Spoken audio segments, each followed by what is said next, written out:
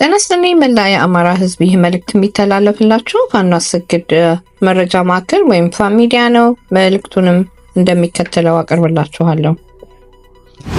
የአማራ ፋኖ በጎጃም የ24 ሰዓት አቤት ሁኔታዎች። አውደ ውጊያ ከ24 በላይ ደምስሶ ከ28 በላይ ቁስለኛ ያደረገው ውጊያ። አንደኛ ሐዲስ ዓለማየሁ 7ኛ ክፍለ ጦር ጠላትን ሲያርበደብደው ውሏል። የአሸባሪውና የወራሪው አብይ አህመድ ጦር ህዝባችንን እየጨፈጨፈ ይገኛል። ይህ የአብይ ሰራዊት በዛሬው ዕለት ከባድ ኪሳራ ገጥሞታል።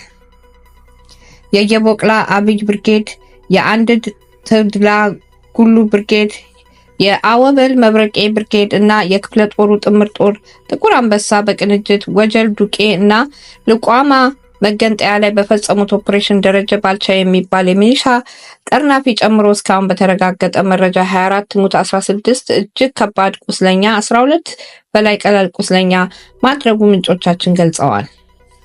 ይህ ጸረ ህዝብ የአብይ አህመድ ዙፋን አስጠባቂ ሰራዊት የያዘውን ቀጠና መልቀቅ ሬሳውን በየመንገዱ እየቀበረ ሄዷል። ሁለተኛ በቀኝ ጌታ ይፍታህ ክፍለ ጦር በላይ ዘለቀ ብርጌድ በደፈጣ ጠላት ሙትና ቁስለኛ ማድረግ ተችሏል። የያዝነውን ቦታ ማስለቀቅ ተችሏል። ተቋሚ ግንባታ የአማራ ፋኖ በጎጃም ከጊዜ ወደ ጊዜ ተቋማዊ ግንባታውን እያጠናከረ ይገኛል። በዛሬው ዕለትም የአማራ ፋኖ በጎጃም ሶማ የስልጠና አካዳሚ አንደኛ ዙር ወይም በላይ ዘለቀ ኮርስ ሲያሰለጥናቸው ቆይቶ መኮንኖችን በደመቀ ሁኔታ አስመርቋል።